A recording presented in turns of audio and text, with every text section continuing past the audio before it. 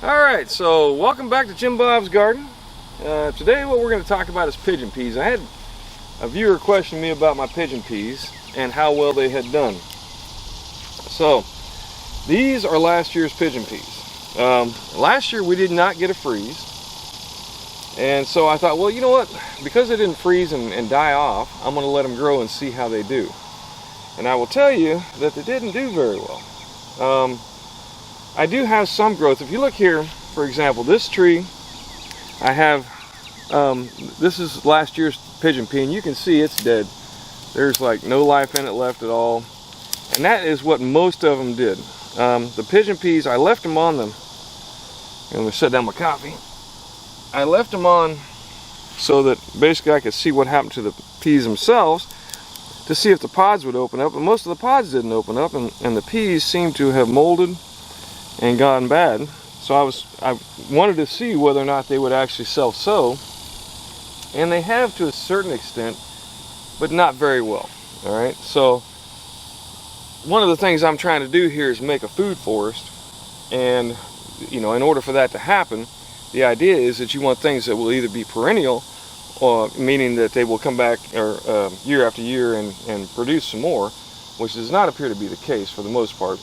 Or they will self-sow, which again does not seem to be the case for these as well, because the pods did not open up, and the peas, though it did just rain here recently, they seem to be somewhat moldy, and I'll be honest with you, throwing them on the ground doesn't seem to work either.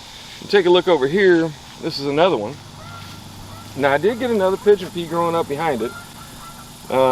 And I'm not sure whether or not that was me or whether or not it actually self-sowed. But I've actually taken some of these and I just crumble them up and throw them on the ground to see whether or not they'll come back. And they really haven't done very well at it.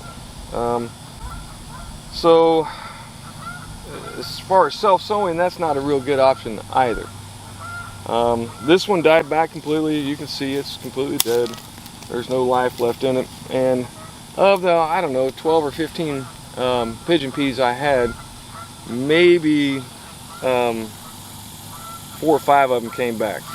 Looking at this one, you can see what I had here. There were actually 2 pigeon peas right here next to each other, and this one did grow back. You can see it's the old plant. You still have some of the dead from last year. All right, still with the pea pods on it.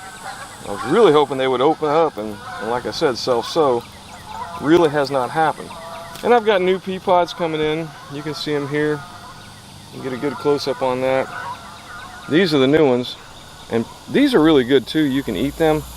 You can put them in stir fries, eat them just like peas. If you catch them when they're young and green, if I can open it.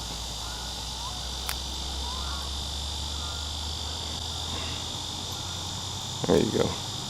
And they look and taste somewhat like just peas. Oh, that one's already molded. Yep, they're tasty. So, but obviously what you're looking for is something more like this for storage, where they've actually started to harden up. And then you can take those and dry them and put them in storage before they start to mold and get nasty on you. All right. That's also where you want to plant them. So, matter of fact, I'm going to stick a couple here in the ground.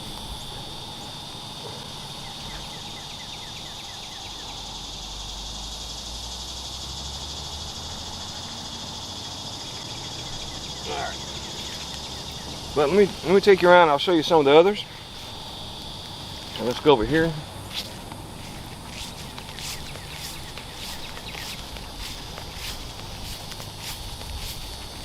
And this is a better example of, again, a lot of what I got.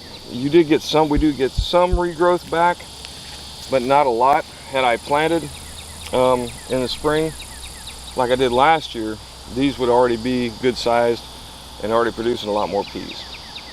So even if you are in a place where it doesn't freeze, my recommendation on the pigeon peas would be to go ahead and plant some more, get them started in pots in the springtime, and then plant those once they get to be 6 inches or so. Put them out in the garden where you want them to be, and I think you'll have a lot better results than just letting them grow back. Doesn't seem to be a real viable alternative. I'm going to let these go again this year, and we'll see if they come back or not. But once again, the best bet seems to be to harvest the peas when they're young, before they have a chance to mold out, and then use some of those peas to plant new trees. Alright, so that's my take on the pigeon peas. I would recommend, like I said, planting new ones every year and not relying on it as perennial.